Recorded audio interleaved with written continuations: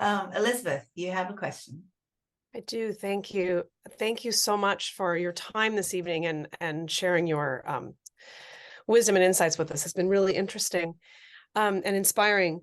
I'm wondering, you talked a little bit about when you're developing your plot. I loved the analogy of driving at night and not knowing sort of what's beyond where your headlights can reach.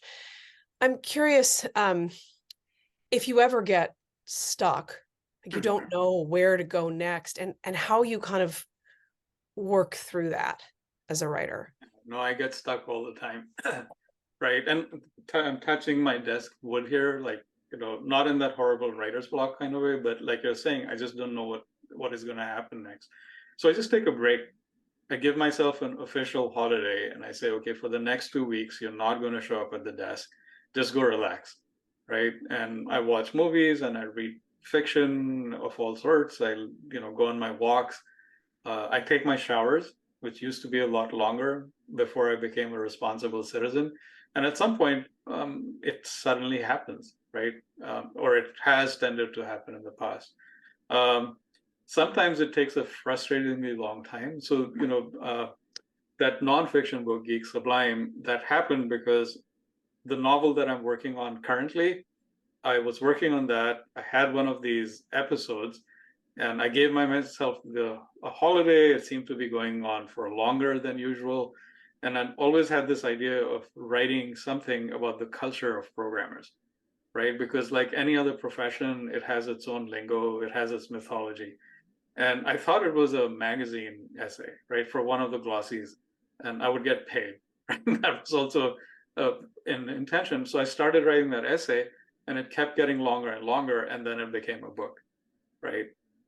So then that took a number of years, and then after that, I went back to this novel, and then it had opened up, right? I figured out at least where the section of the book that I was working on, where that was going, right? And I'm happy to say that I can't tell you much about the book, but I mean, I finished that part, right? And which feels very satisfying. It's still ragged and like, as Janet Burrows says, it's a shitty first draft, right? But even that, it's done, thank God.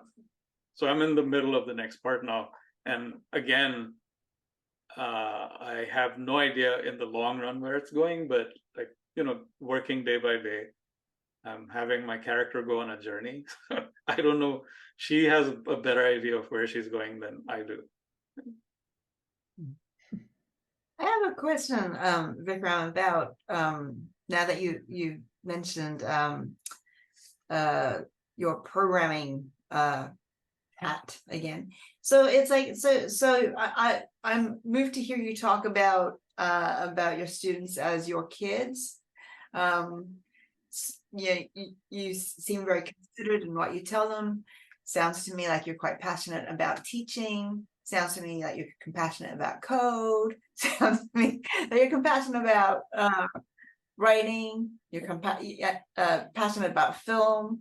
So, do these passions do they work like synchronously, or do you feel like sometimes you have to rob Peter to pay Paul? Like, how does this play out in your life?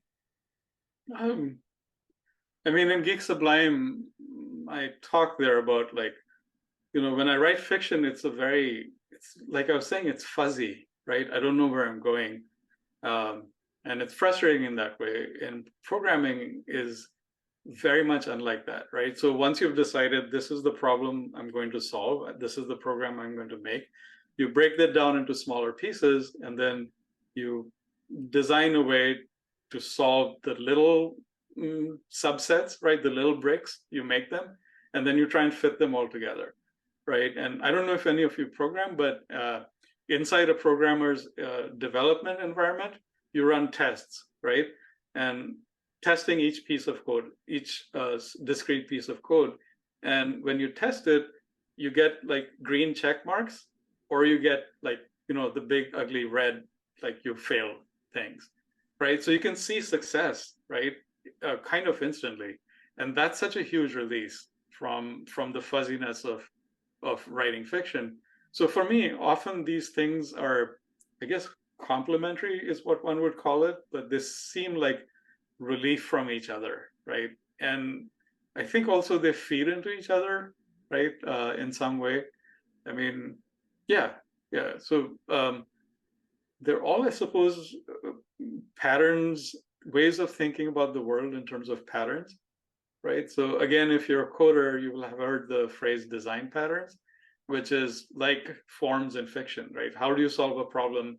A coding problem would be with a certain design pattern, and how you would write a certain kind of story would also use a kind of pattern, right? So I guess I didn't think of that till today. That's the commonality, right? And the teaching, how does that sit in? Oh, I mean, I think it really, I like teaching. I've been doing it for a long time, right? So even when I was in grad school, of course, right, which was in my 20s, I was a graduate teaching, what are they called? GSAs, graduate teaching assistant, right? I would teach undergrads. And, you know, I hope the students get something out of it, but it certainly does feed my imagination, right? And they're at Berkeley especially, they're like really, really smart, and they don't take anything that I say for granted. They argue back. So a lot of the ideas that I've had and used, I've worked them out in the classroom. Right? That's great. That's very, oh, Janet, one more question. I was about to say, we've already gone over time. Hi, Janet. But Hi, Nick. Nice to see you. Nice to hear you. Yeah, it's been a while. I know. Well, I don't know if this merits a final question. It's not that grand, but I get this question with my students a lot, and it's something that I think about too. And I don't think I have a great answer to it, so I thought I would ask you. And maybe you don't deal with this, but how do you deal with writing about living people, or about people who you know, there are other people who would be very upset if they recognized that person in your writing? Well, It's happening to me right now, but it also happens to my students, so I'm curious to know what you think.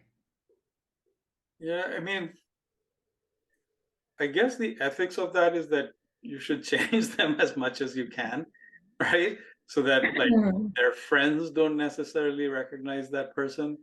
I haven't done that so much, but I like you, I've had students ask about that.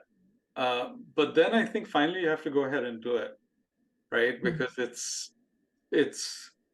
I mean, if you take them out of your fiction or your poetry, you're distorting, right, what you're trying to do, right? So I think the only way to get around that is, to the extent that you can, you know, don't write about Aunt Julia, you know, and give her the same clothes and put her in one corner of Boston that everyone in the family knows about, right? So maybe you move her to, I don't know, to New York, at least. I'm not sure that would make it, but Yeah, right. Yeah, and so I have to say, sorry, go ahead. I was just going to say, I, at least with the people I'm dealing with, I feel like I have to wait till they die before anybody before it sees the light of day, because if you're writing your truth, Yeah, it's a sticky, ambiguous gray area, right? I mean, I do know, of course, I know writers I've met through and I've read their stuff where I'm like, so you've read it and say, oh, this is your mother who I met. so, but like I was saying, you can't avoid doing that, right? If that's where your fiction is moving, I think however hard you try, I think it's going to come back. And I think like you're being really generous if you're going to wait 10 years for somebody to pass away, right, before you actually send your book out, right? But yeah, I don't know. I've been lucky enough in my first book. There were a couple of characters who were mixes of people I had known, but I managed through doing that to avoid recognition, right, in too obvious a way. Yeah, and in Sacred Games, like the big time gangster is a mix of actual gangsters, which was lucky, even though people after the book was published, they still keep asking me, oh, isn't Gaitonde so-and-so? And I was like, I hope not. because I don't think those guys are big readers of fiction, but they watch movies and they watch television series. You don't want to piss somebody off, right? Which has been known to happen, right? I mean, I have a friend who, film writer who wrote a book, and then somebody called him and said, "Where's my cut?" Right? Because you took my life. You based degree on me. So he was able to talk his way out of that, but luckily. Well, Vikram, thank you so much for joining us and for staying the extra 15 minutes and being with Yeah, us. of course. Thank you so much for having me. This was great fun. And I'm going to remove your spotlight just for a minute so you can see. Yeah, good luck, everyone. I can see everyone. Wave goodbye. Bye. Thank you so much, Vikram. Thank Bye. Bye. Thank you.